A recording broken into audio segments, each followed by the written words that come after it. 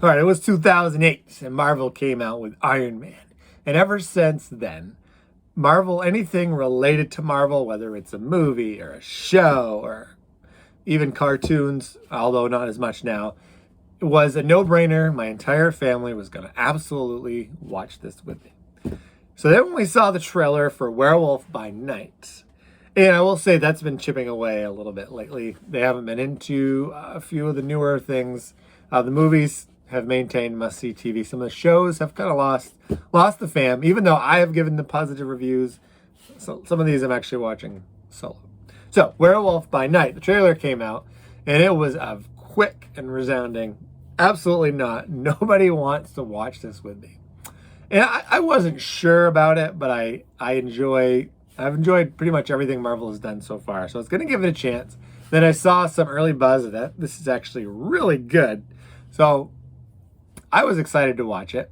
I waited up super late and tried to watch it at night, fell asleep. So I got up early in the morning and watched the second half. And that is not representative of what I think of the movie. I'm just getting old and sometimes I fall asleep watching TV. So I love this one and I'm about to share my thoughts with you. So Werewolf by Night is only an hour. So that is my first complaint. It's only an hour. It was a quick-paced story, and it was over before I knew it. There was a pretty good setup in the beginning for an hour show. These monster hunters are getting together, trying to get this red bloodstone. And I have not read Werewolf by Night in the comics, so I'm not super familiar with what it was about this stone that they really wanted. Found it interesting anyways. And then you have kind of a secret agent guy in there trying to save one of his friends. So it was set and everything was pretty much in black and white. So it kind of gave off the old movie vibe. And I'm someone that I always fall for nostalgia pretty easily. So this hooked me into the scary movies I used to watch as a kid. It's not super scary, but I do love the imagery of all the monsters. And maybe I need to get into more of the supernatural creature comic books. So my first question is, what would you recommend reading since I liked Werewolf by Night so much? And all those creatures on the walls are all those, I'm guessing they all have their own stories. So an Easter egg for me, I didn't know who they were, so I couldn't say, hey, there's that person or that person. And what solidified this for me, and it was a fun, quick pace. There was no filler when they had the Somewhere Over the Rainbow, perfectly timed on this episode, and I'll let you see it for yourself. But when it came on, I was like, oh man, this is great. That song always brings me back to one of my all-time favorite movies, Wizard of Oz. The special effects, I find when things are in black and white, are actually easier to look more realistic.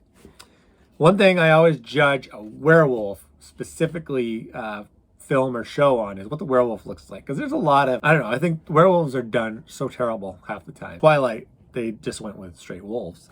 Underworld's werewolves are kind of monstrous, not too bad. I guess I like more of the classic Wolfman style. So that's another reason why I like this. I thought they made the werewolf look cool without making him just absolutely cheesy. And for the record, I'm vampire over werewolf. I've enjoyed it. Or like Teen Wolf. I think those vampires look kind of weird. I enjoyed that show, but this is actually one of the best looking werewolves I've ever seen. We also have Man-Thing, which again, I don't read the comics of any of these, so I'm not super familiar with him. I just know that people were really excited about him. So again, same question. Where do I go if I want to see more stories with Man-Thing? So from my understanding, this is MCU canon, so these characters could show up again. If you are someone that loved old scary movies in more of the classic sense, not the gore fests or horror movies, and this is TV teen, I believe, I think a family could watch this. It is a little violent, and so if you're worried about that, you might take pause before letting little kids watch it.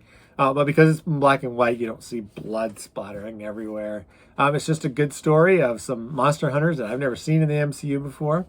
And it's over and you're wanting more. So if anytime Marvel can leave you wanting more, that's great. That's a win.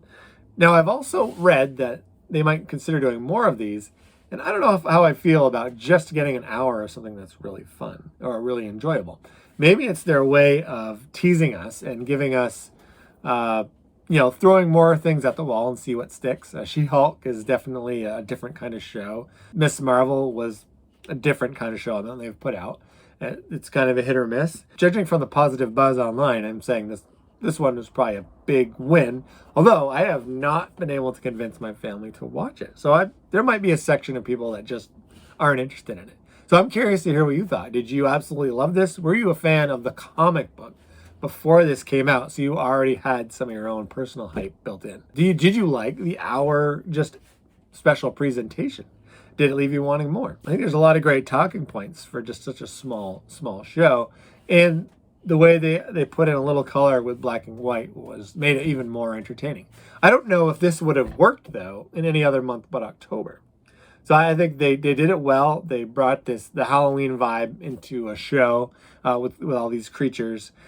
So hold on, I'm actually going to give this one an A. This one's going to get the Gambit paw of approval. Just so you know, he was in the room with me and watched it. He enjoyed it very much.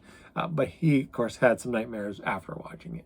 No, I'm just kidding. So anyway, I would love it if you hit that subscribe button so that we could talk more about this one, because my fam is not chatting with me about this one because I won't watch it. And the good news is, maybe I haven't told them that, is that when they watch my videos, hopefully they also find something to brag about.